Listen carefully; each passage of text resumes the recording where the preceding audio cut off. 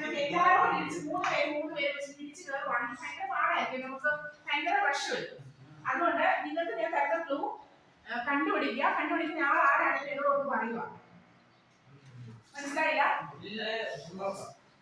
ഇതിനകത്ത് 4 ക്ലൂ ഉണ്ട്. ലൊക്കേഷൻ മനസ്സിലായി കഴിഞ്ഞാൽ എന്നോട് പറഞ്ഞിട്ടേ